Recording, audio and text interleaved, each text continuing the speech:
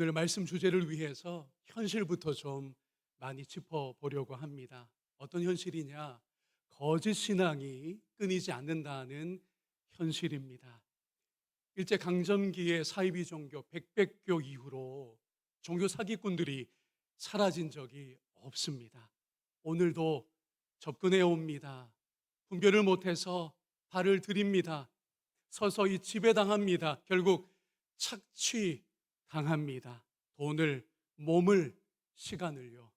뒤늦게 깨닫습니다. 내가 인생 자체를 사로잡히고 빼앗겼었구나라고요. 이렇게까지 당한 경우가 여러분 가운데 없다 할지라도 취약한 분들은 있어요.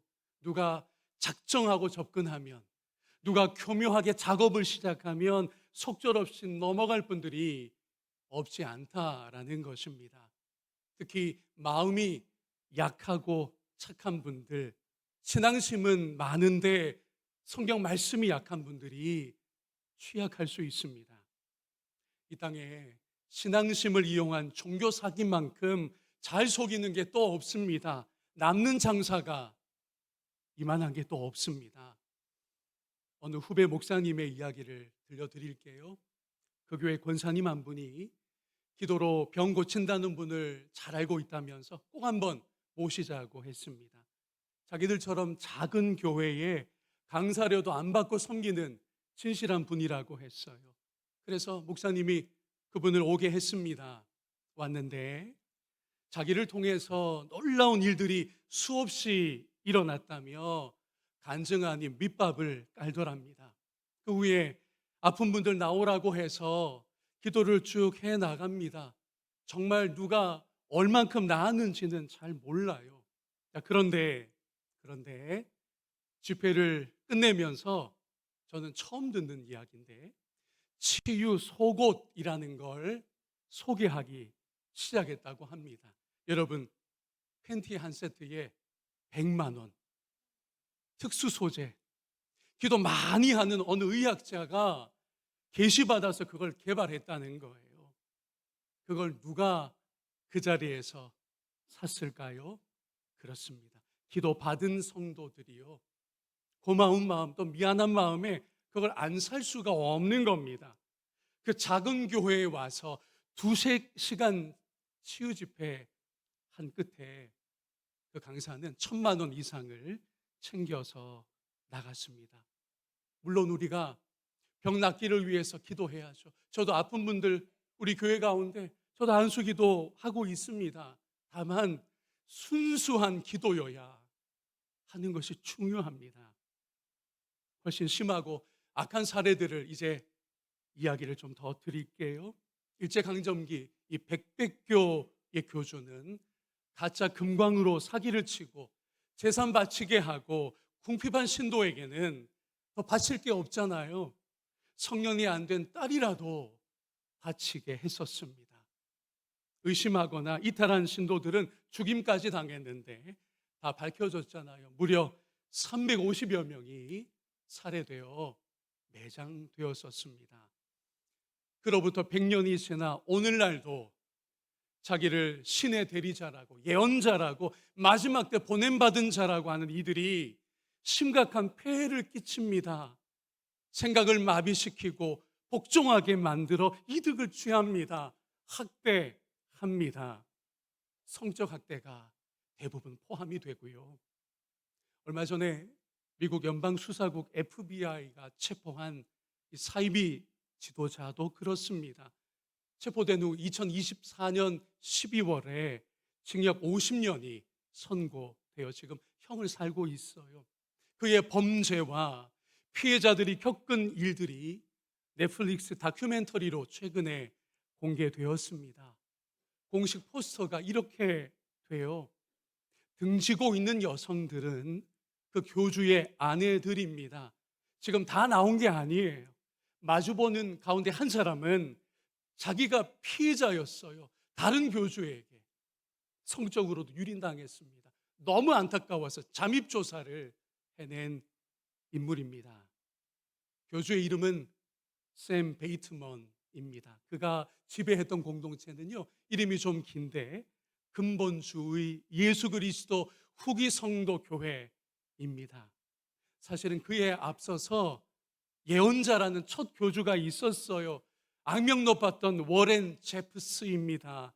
조직적인 미성년자 강제 결혼과 성폭행으로 현재 총신형을 살고 있어요. 안타까운 것은 한국의 경우도 마찬가지인데요. 병들고 사악한 실체가 드러나도 떠나지 않는 신자들이 있다는 거예요. 남는 신자들이 있다는 것입니다. 그들을 샘 베이트먼이 노렸습니다. 이제 우리의 교주는 종신형을 살고 있으니 연락이 잘 안 되니 우리 공동체를 위해서 하나님이 나에게 계시를 시작했다고 주장한 거예요. 우리 공동체의 예언자로 내게 소명을 주셨다며 자기를 내세웁니다. 권위를 공고히 합니다. 그걸 바탕으로 조종하기를 시작했어요. 가장 끔찍한 것은, 사악한 것은 모두 23명의 여자를 자기 여자로 지명하여 데리고 있는 겁니다. 거기에는 13살 소녀를 비롯한 여러 명의 미성년자가 포함되어 있어요. 이 여인들은 예언자의 아내가 되라는 것이 하나님의 뜻이라고 하니까, 그게 계시로 왔다고 하니까 복종할 수밖에 없었습니다.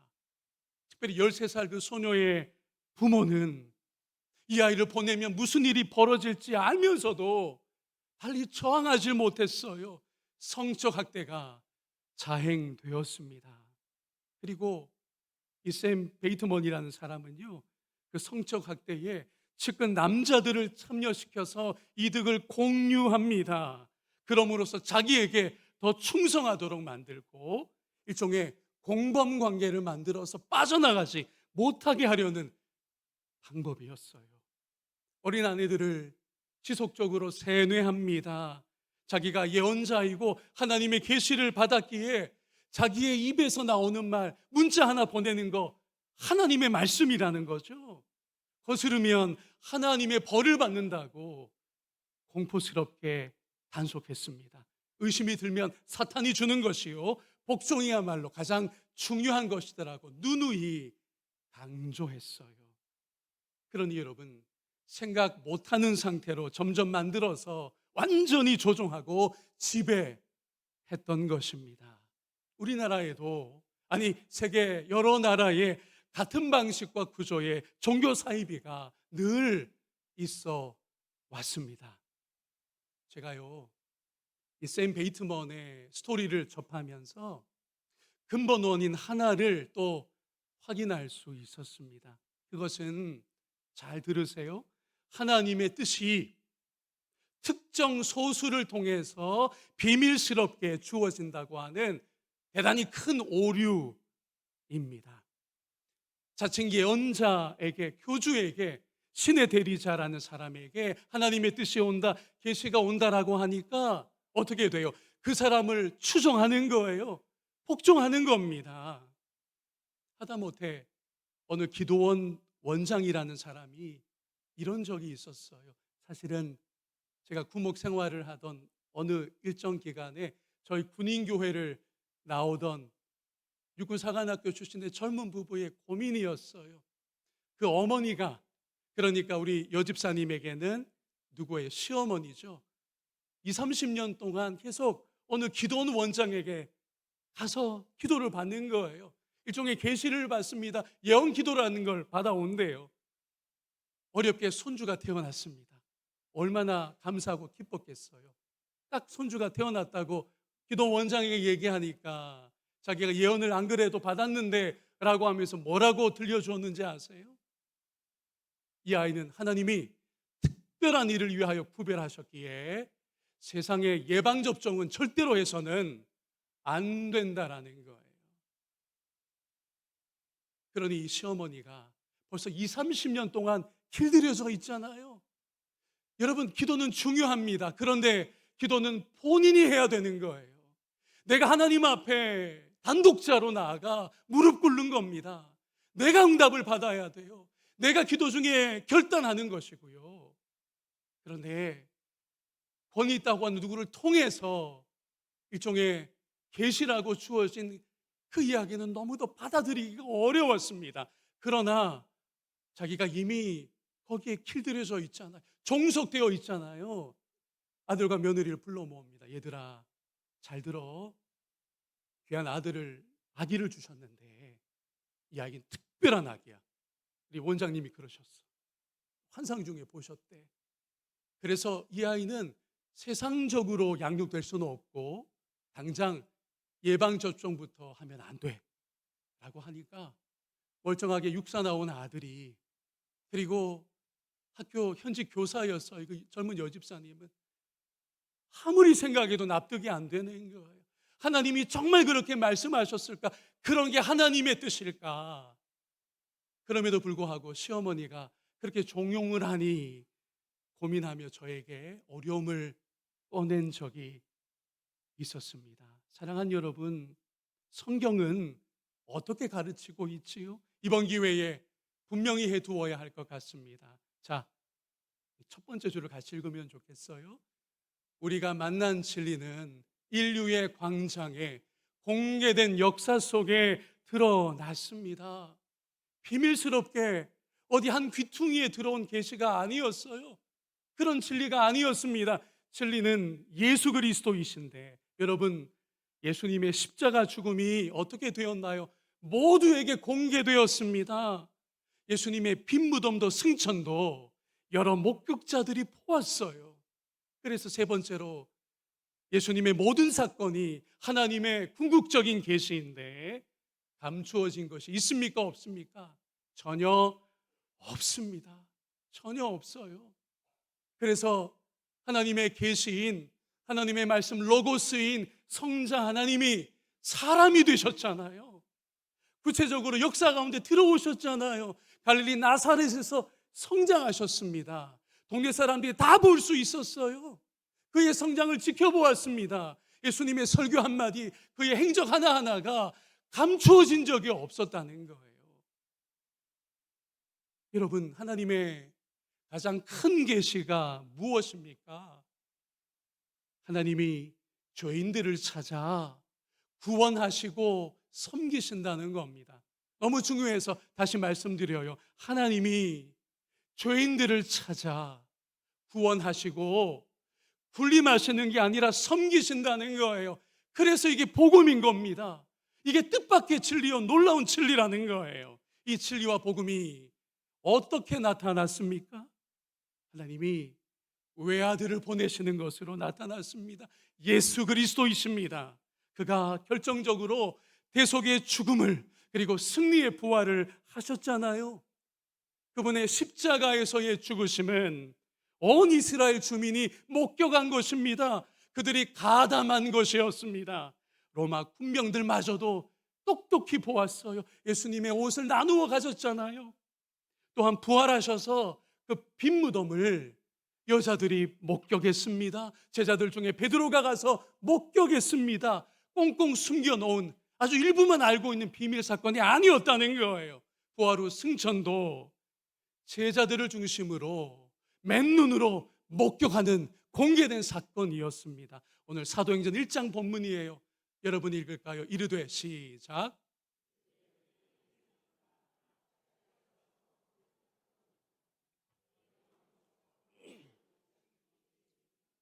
하늘로 가심을 본 그대로 오시리라 하였느니라. 아멘. 이 구절은 그러니까 예수님의 재림도 공개적일 것임을 분명히 하고 있어요.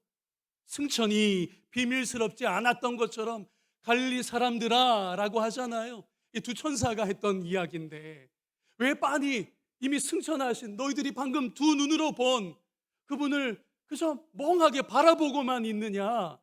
너희들이 본 그대로 그 예수님이 다시 오실 거다라는 너무도 중요한 말씀이에요. 공개적으로 오신다는 겁니다. 많은 사람들이 예수님의 재림을 목도하게 될 거라는 중요한 말씀이에요. 딴 놈이 아니라 승천하신 그 예수님이, 갈릴리 제자들이 보았던 그 예수님이 공개적으로 재림하신다는 말씀입니다. 오늘 사도행전 26장 본문에서는 바울 사도가 같은 주제를 외치고 있는데요. 그가 아그리빠 왕 앞에서 공개 변론하는 상황입니다. 본문을 다시 보겠습니다. 왕께서는 이 일을 아시기로 내가 왕께 담대히 말하노니 이 일에 하나라도 아시지 못함이 없는 줄 믿나이다. 이 일은 같이 읽습니다. 너무 중요해요. 한쪽 구석에서 행한 것이 아니니이다. 아멘. 자, 이 일이란 가장 중요한 일, 가장 위대한 일입니다. 무슨 일입니까? 바로 예수의 일입니다. 그분이 온 세상을 위하여 죽으시고 그 구원이 참되기에 부활하신 일을 가리키는 거예요. 그러면서 바울 사도가 강조합니다. 예수의 그 일은 구석이 아닌 세상 가운데 드러났습니다. 그래서 아그리빠 당신도 들었고 알고 있지 않습니까? 라고 하는 중요한 변론인 것입니다. 바울이 이 변론을 하기까지 좀 스토리가 있어요. 3차 전도 여행을 마치고 바울이 예루살렘 성전에 들어갔었습니다. 정결 예식을 위함이었어요. 그런데 아시아에서 온 유대인들이 이들은 바울의 사역을 자기들 지역에서 듣고 알았는데 반감이 있는 사람들이었어요. 바울을 그들이 발견하고는 군중을 막 선동합니다. 바울을 죽이려고 했습니다. 우리나라에도 그렇지만 정상 국가들이라면 다 그렇지만 여러분, 사회에 소요 사태가 벌어지면 반드시 어떻게 되어야 할까요? 그렇습니다. 공권력이 개입되어야 합니다. 그래서 그쪽 본문에 가보면 오늘 26장 앞쪽에 보면 로마의 천부장이 군인들을 데리고 출동했어요. 얼른 이 상황에서 일단 바울을 빼내야겠구나. 바울을 압송합니다. 그리고 우선 사내들인 공회를 소집했어요. 그 공회를 통해서 좀 수습이 될까 싶었는데 상황은 더 나빠지고 있었습니다. 게다가 바울 암살팀 40명이 조직되었다는 첩보가 들어왔어요. 로마 이 천부장은 바울을 안 되겠다 싶어서 아예 총독부로 압송하는 과정에 있었습니다. 그래서 절반은 로마인이요 절반은 유대인이었던 아그리빠 왕, 헤롯 가문의 마지막 왕이죠. 이 아그리빠 왕 앞에서 바울이 자기의 믿는 바 그리스도인들의 가장 위대한 진리, 하나님의 궁극적인 계신 예수에 대하여 증언하는 자리가 된 것입니다. 사랑하는 여러분, 놀라운 것은 예수님의 진리가 어디 한 구석으로, 바울의 변론 그대로잖아요. 비밀스럽게 특정한 집단에만 알려지고 보여진 게 아니라 어느 한 구석이 아니라 세상 가운데에 드러났고 많은 이들이 목격했다라고 하는 바로 이 부분에 있습니다. 바울 자신은 지금 세상과 왕들 앞에서 당당히 예수를 공개적으로 증언하고 있고요. 증언한 내용이 너무도 공적이라는 것을 제가 여러 번 언급하고 있습니다. 그만큼 중요하기 때문인데 26장 26절을 다시 볼까요? 왕께서는 이 일을 아시기로 아그리빠도 많이 들었어요. 목격자들이 있고 예수님의 죽음도 부활도 승천도 공개적이었으니까요. 내가 왕께 그래서 담대히 말하노니 이 일에 하나라도 아시지 못함이 없는 줄 믿나이다. 이 일은 다시 한번 같이 읽을까요? 한쪽 구석에서 행한 것이 아니니이다. 아멘. 예수님의 진리 곧 복음이 세상 한복판에 나타났습니다. 오늘 설교 제목 그대로예요. 예수를 아는 것, 곧 하나님을 아는 것은 그러므로 여러분 비밀스러운 게 전혀 없어요. 어떤 집단만 아는 것 아닙니다. 그리고 찬송가에 있는 것처럼 온 세상이 만민이 드러난 예수의 길로 가야 할 줄로 믿습니다. 그러므로 여러분, 예언자가 왔고 비밀한 것을 가르치더라 속이는 것입니다. 어느 산자락 구석에 어디 인천의 대전에 어디에 재림주가 와 있다, 그거 다 거짓입니다. 초림 때에도 세상 가운데 오셨고 세상이 보는 가운데 십자가에서 죽으신 예수님이잖아요. 재림하실 때도 세상이 보는 가운데 오신다라는 것입니다. 그래도 좀 나만을 위한 은밀한, 좀 특별한 주님의 계시 같은 거 없을까요? 그런 생각들이 여러분에게 들곤 하죠. 특히 고난이 계속 오면 이런 마음이 생깁니다. 요즘 무속인 전성시대잖아요. 공중파에서 무속인들의 코너를 아예 만들어 방영할 정도가 되고 말았습니다. 그런데 무속인들이 이제 소통할 일이 많아진 만큼 어떤 이야기들이 솔솔 나오고 있습니까? 고객 명단 중에 적지 않게 교회 권사들이라는 거죠. 교회 다니는 사람들이 생각보다 전보로 많이 오더라는 거예요. 이유는 공통적입니다. 계속 힘들어서. 고난이 겹겹이 오기에 첨집이 온다는 거예요. 어떻게 하면 좀 이걸 떨칠 수 있을까요? 내년에는 좀 나아질까요? 너무도 안타깝습니다. 사랑하는 여러분, 우리에게 고난이 이어진다 할지라도 그럴수록 예수의 복음에 그 진리에 붙들려 있는 저와 여러분이 되기를 축복합니다. 그러면 바울처럼 예수 안에서 깨닫고 감당하는 게 가능해져요. 골로새서 1장 24절이잖아요. 이제 나는 여러분을 위하여 고난받는 것을 기쁘게 여기고 있으며 그리스도의 남은 고난을 그분의 몸 곧 교회를 위하여 어떻게 하고 있다고요? 내 육신으로 채워가고 있습니다. 고난이 이어져도 고통이 또 다른 고통을 불러온다 할지라도 이것도 예수 안에서 다루어질 수 있다는 거예요. 바울은 깨달았습니다. 사도로 이방인을 위한 전도자로 그렇게 애쓰고 있는데 왜 타고 가던 배가 난파해서 구사일생이 되고 죽기 직전까지 매를 맞으며 사도로서는 위험이 전혀 없게 이렇게 보잘것없이 되었느냐라는 거예요. 이런 고난에 대하여 특별히 자기 육체에 가시가 있다고 했잖아요. 정확히 그게 무슨 질환인지 알 수는 없지만 너무 바울을 괴롭히는 조건이었습니다. 그런 바울이 예수 안에서 예수의 고난에 대하여 깊이 깨달았는데 그렇구나. 내 인생에 고난이 있는 것은 내가 고난을 겪는 것은 그리스도의 남은 고난이 있기 때문이고 내가 고난 당하는 것은 그분의 고난의 일부를 내 것으로 삼아 참여하는 것이구나. 이렇게 놀라운 신앙의 지평이 열리고 있었다라는 겁니다. 점집에 갈 것이 아니라 심지어 부적을 붙일 게 아니라 예수 그리스도 안에서 우리가 인생의 모든 영역에 발견됨이 있기를 축원합니다. 이외에 아들이 누구랑 결혼해야 하느냐, 딸이 어디로 이사해야 하느냐 이런 거 가지고 누구한테 기도 받으려고 하지 마십시오. 여러분 스스로가 기도하면 돼요. 그리고 필요한 책임을 져야 돼요. 그리스도인들이 신앙이라는 영역으로 방패막이 딱 세우면서 자기가 해야 될 결단, 자기가 해야 될 수고와 책임은 잘 하지 않는 경향이 많이 보입니다. 이사요, 살기 좋은 곳으로 가면 됩니다. 이사요, 직장 따라 가게 될 때 이동하는 거예요. 그리고 근본적인 게 뭔지 아세요? 우리 찬송가로 고백하잖아요. 내 주 예수 모신 곳이 그 어디나 하늘나라인 거예요. 어디 가서 산들 무슨 차이가 있습니까? 왕이시요 예언자이시요 제사장이신 그리스도 예수께서 나와 함께 하시고 내 삶을 주관하시는데 어느 땅 어느 도시 어느 지역이 무슨 상관이냐고요.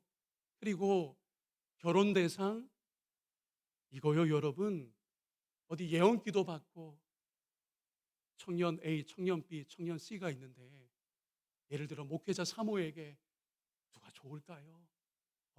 제가 기도 좀 해볼게요. 다음 주에 청년 B입니다. 하나님 응답 주셨습니다. 여러분 그렇게 가면 되게 잘못됩니다. 잘못됩니다. 자기 책임을 다하지 않는 거예요. 어떤 청년인지 어떤 남자인지 부모라면 어떤 놈인지 알아봐야 될 거 아닌가요? 선배 목사님 사례를 좀 이야기해야 되겠습니다. 딸이 하나 있었어요. 고등학생 때 미국 유학을 보냈습니다. 귀한 딸입니다. 재능도 많았어요. 미국에 잘 적응했습니다. 학업 성적도 좋았어요. 그리고 메디컬 스쿨을, 의학 전문대라고 해야겠죠, 우리로 치면. 이제 의사가 되는 길에 들어섰습니다. 근데 그 의과대학에서 남자친구가 생겼어요. 근데 진짜 미국 사람, 완전 미국 사람인 거예요. 방학 때 한국에 잠깐 들어왔습니다. 엄마, 아빠, 좀 드릴 말씀이 있어요. 제가 진지하게 교제 중이고 우리 둘은 결혼을 이야기하기 시작했어요. 이제는 엄마, 아빠에게 제가 이야기해야 될 것 같아서 이렇게 이야기 드려요. 제 선배 목사님이 그 이야기를 딱 듣고 뭘 결정했는지 아세요? 무엇을 실행했는지 여러분 상상도 못 하실 거예요. 잠깐 고민하시다가 그 놈이 한국에 있으면은 검증할 수 있잖아요. 한국은 서너 명 건너면 어쩌지 알 수도 있어요. 성실한지 자기 관리는 되고 있는지 직장은 어떤 곳인지 알아야 될 거 아니에요. 성격은 어떤지 필요한 것들입니다. 신앙 좋다는 걸로 퉁칠 일이 아니에요. 이걸로 오히려 결혼 생활 어려워진 경우가 적지 않아서 그렇습니다. 신앙만 보고 했다가 어려움 겪어요. 그래서 이 목사님이 뭘 결정했느냐? 딸에게 이렇게 이야기합니다. 내가 미국에 건너가야겠다. 그리고 그놈이 혼자 원룸 같은 거 얻어서 지내고 있다. 그래서 학교 다닌다는데 가서 꼭 전해. 내가 딱 2주 동안 14일 동안 그 녀석 거처에서 내가 지내야 되겠어. 만약 이걸 수용하지 않으면 결혼 못한다. 이걸 남자친구에게 미국 다시 들어가서 얘기를 했거든요.